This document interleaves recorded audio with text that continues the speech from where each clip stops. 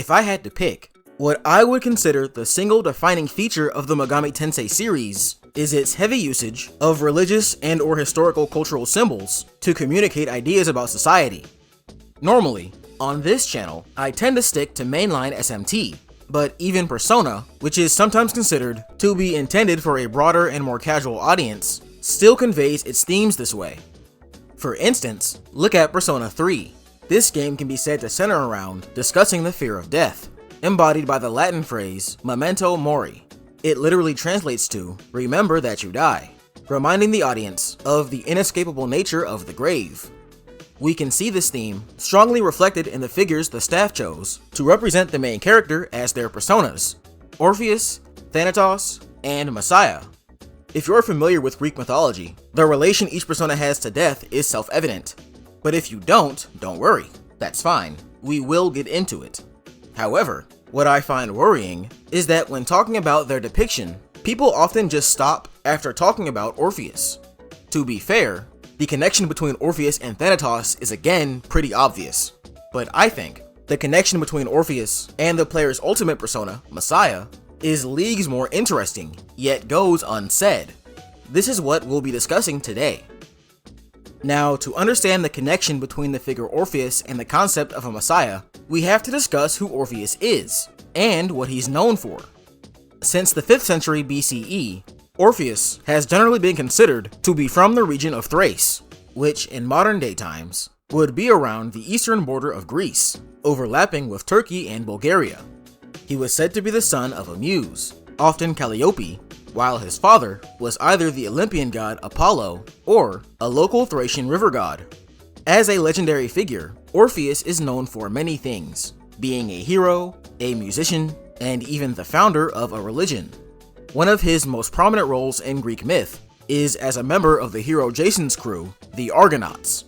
Orpheus's musical skills helped the crew avoid certain death against the Sirens, and otherwise served as a Kelly Ustis, a sailor whose job it was to set pace for rowers. However, what Orpheus is most well known for is his katabasis. This is a term derived from Greek mythology. It refers to journeys to the underworld, and Orpheus has one of the more famous examples of one. There are a few different versions of the story, so I'm going to summarize the Roman poet Ovid's version found in his Metamorphoses. If you're already familiar with the story, feel free to skip ahead. Orpheus had just recently married his wife, the wood nymph Eurydice, but while celebrating their new union, she was bitten on the ankle by a venomous serpent, killing her instantly. With no other recourse, Orpheus traveled to the underworld so he could speak to its rulers, Pluto and Persephone. At their throne, he played the lyre and sang. As he played his song, everything in the land of Hades stopped. Not even the fiercest monsters could hold back tears. So Pluto obliged him. The soul of his wife was returned, and he was free to leave. Orpheus was only given one condition. If he were to look at Eurydice on the way out, her soul would remain in the underworld. And together they marched out, until they reached the outskirts of Hades, where Orpheus grew nervous. Anxious that he would never see his dear wife again, he turned back. Instantly, she vanished, dying a second death. All she had time to say was a farewell, that he could barely hear. Banned from Charon's ferry, Orpheus was left grief-stricken. For one whole week, he sat on the bank of the river Styx, without food but unable to die. Eventually, he would make his way back above ground, having sworn off sex with women, believing his love pledge with Eurydice was eternal. The themes of the katabasis, inherent to this myth, via the return from the land of Hades, would eventually connect the figure Orpheus to a religious movement defined by a series of texts called the Orphic Mysteries. It must be said that Orpheus had already been established as a religious man in myth. In ancient Greek culture, music was conceptually tied to the supernatural, and even the metaphysical.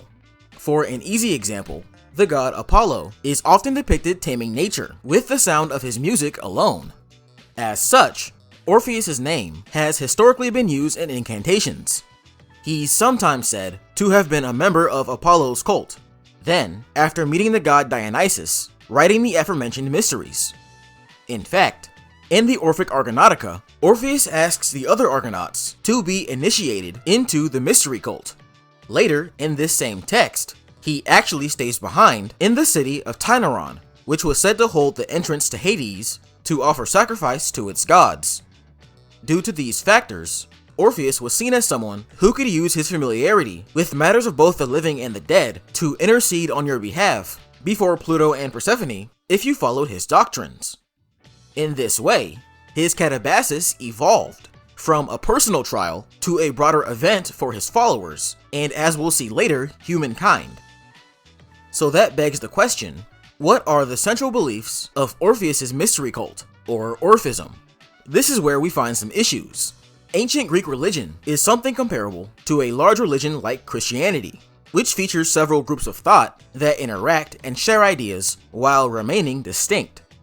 However, in Orphism's case, there was no central church to dictate a standard set of beliefs. All they had were loosely, if at all related, freelance priests.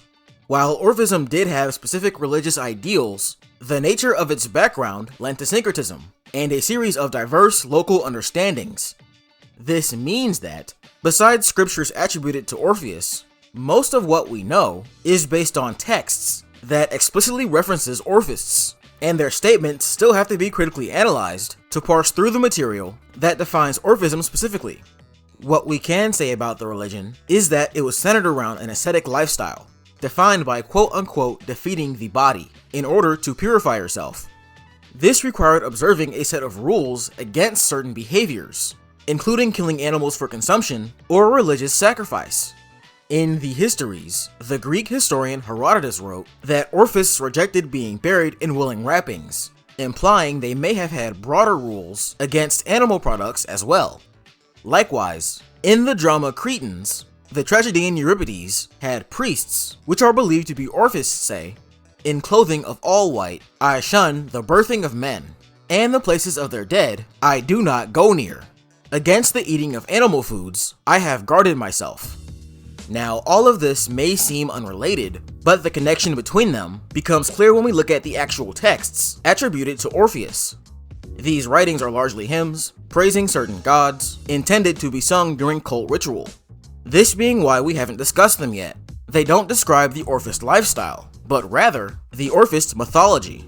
So to understand their view of ritual purity, we'll familiarize ourselves with their creation myth, which will explain the origins of the human soul.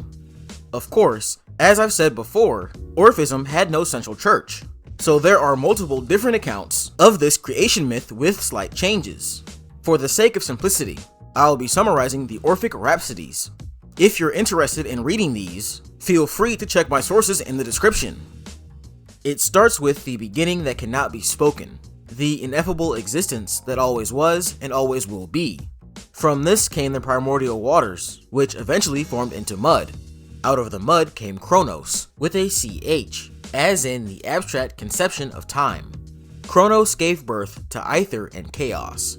They formed an egg, which birthed Dionysus Phanes, an androgynous god, also known as Protogonos, meaning firstborn.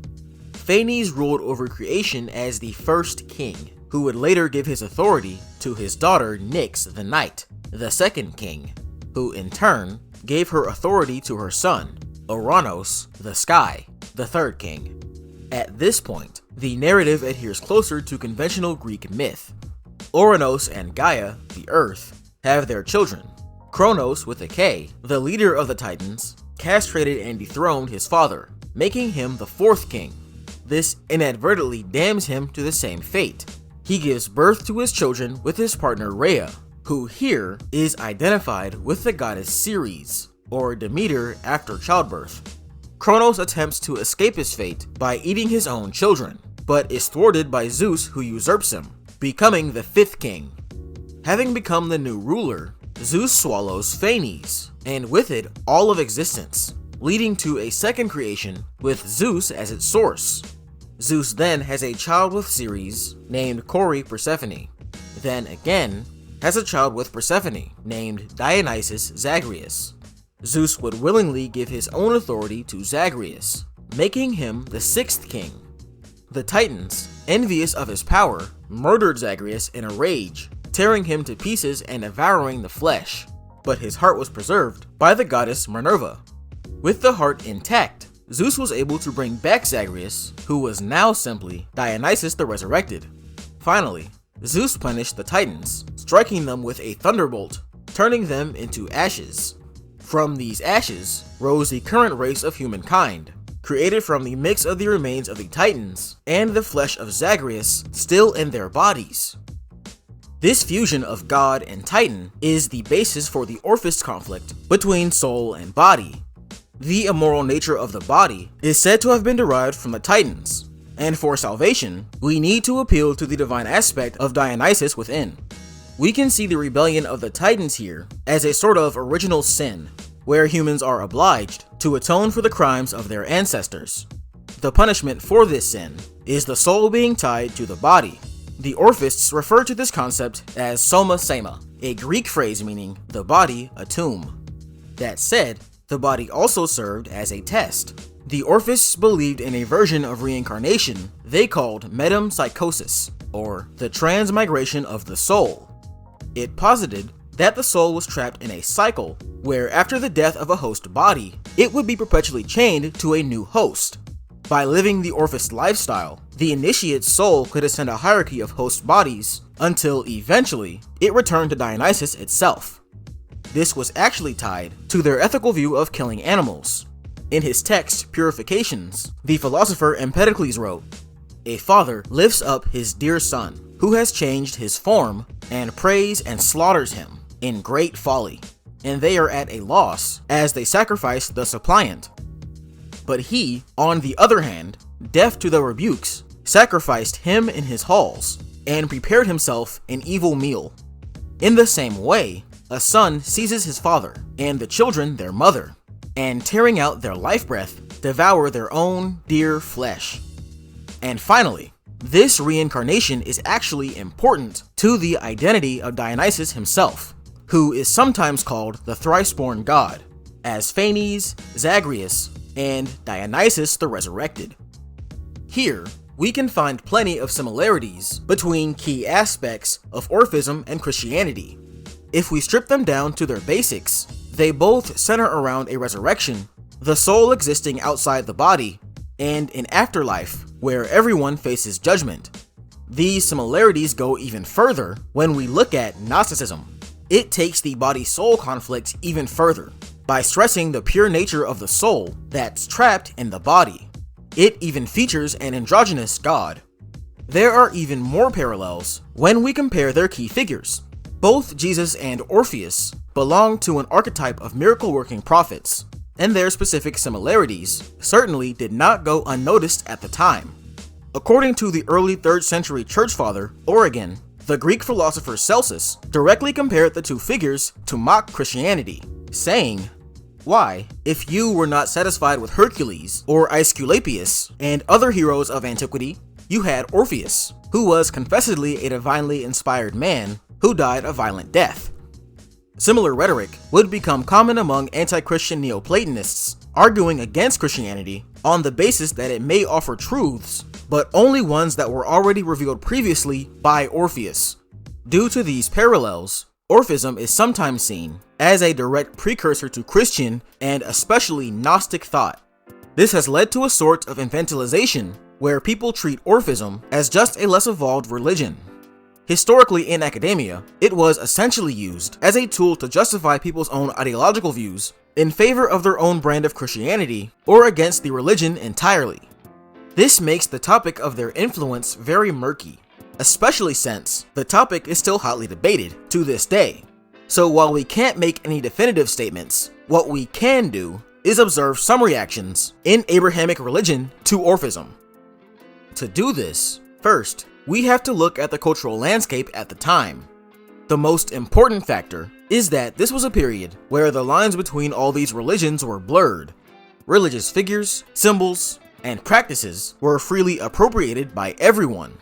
Since the Greeks were seen as the ideal in intellectualism, a common practice was for people to connect their own history and mythology to the Greeks retroactively.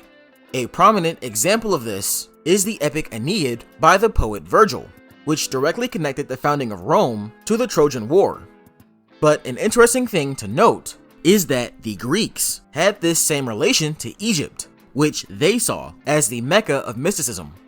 The Hellenist Jews, trying to legitimize their place in Roman society, took advantage of that with their own biblical connection to Egypt. Though only fragments remain through the works of Christian church fathers, in his book concerning the Jews, the historian Artapanus argued this through the prophet Moses. He posited that in Greek, Moses was known as Musaeus, a figure similar and often related to Orpheus. Artapanus then posited that Moses actually taught Orpheus everything he knew, after which he would go on to establish his cult. In this lens, Orpheus's teachings were seen as having been inspired by biblical truths, even if misguided. A similar line of thought can be seen in the Jewish pseudepigraphic scripture, the Testament of Orpheus. Here, Orpheus tells Musaeus, who in this text is his son, about the glory of a single God, the immortal king of the universe, rejecting polytheism. This is the background behind the religious scene out of which Christianity grew. Even throughout the course of its own history, Christianity had very obvious and major influences from Greek philosophy. An easy example is John 1:1. In the beginning was the Word, and the Word was with God, and the Word was God. In the original Greek, the word word was logos, which was a philosophical term referring to the logical basis underpinning reality. Its usage here in John was a progression of what Hellenist Jewish philosopher Philo of Alexandria argued, that the Logos was produced by God as a means of maintaining the universe. This Philo was one of the most prominent thinkers from the aforementioned era of Hellenized Jews. It's important to note that he was very openly a huge fan of Plato, even referring to him as the sweetest of all writers. His notion of the Logos was explicitly related to that of Plato's own theory of forms. Plato was very influential to the breadth of Abrahamic thought, as he was greatly celebrated by the academic community at the time. Augustine of Hippo, one of the most influential Christian theologians in history, was said to have converted into the religion with a Neoplatonist background, with much of his religious view being based in it. This influence through Plato is where we find a crucial connection to Orphism.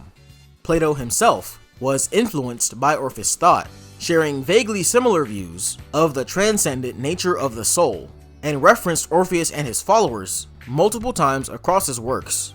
But this, in turn, brings us to a new issue when discussing possible Orphic influence in Abrahamic religion: the possibility that they were inspired by Plato, not the Orphists themselves.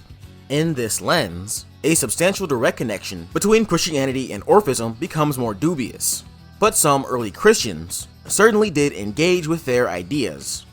Many of these Christians were fully aware of the similarities it shared with Orphism and took active steps to define a true Christianity that were separate from outside movements and who they considered heretics.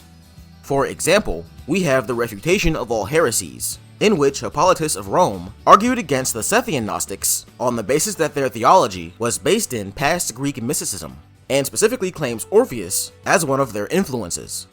Even in the Bible, we can find John 15:1, where Jesus refers to himself as the true vine, which implies a contrast, likely, to Dionysus, who is commonly known as a god of wine.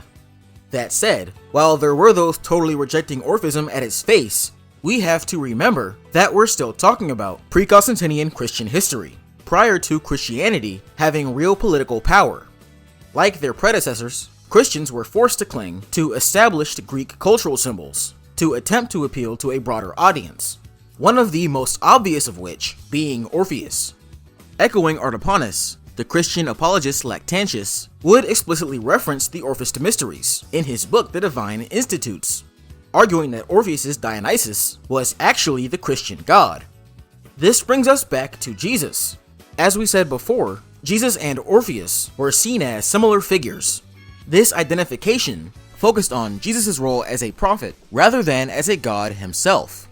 Aware of these parallels, Christian theologians attempted to adapt them on their own terms. In Exhortation to the Heathen, the church father Clement of Alexandria explicitly related Jesus and Orpheus, but he did this to explain how Jesus is superior in an effort to evangelize to the Greeks. However, it's worth noting that the opinions of the intellectual class does not necessarily reflect the worldview of the common folk. We can see this in a seal from the Berlin Bode Museum, featuring a crucified figure crowned with 7 stars. The text around it reads, Orpheus Bacchus, or Bacchic Orpheus, meaning that here, Jesus is depicted as Orpheus. Another similar work is a painting found in the ancient Dura Europos synagogue. It features the biblical King David holding a lyre and surrounded by animals. As a figure, David is quite reminiscent of Orpheus, having his own magic musical abilities.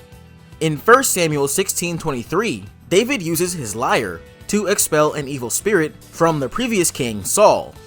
This pivot back to Judaism may seem odd, but this may have been an important factor in later depictions of Jesus.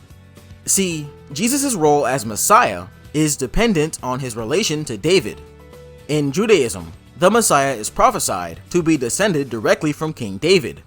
With this context, some scholars have argued that this depiction of David as Orpheus is meant to reference a future Messiah.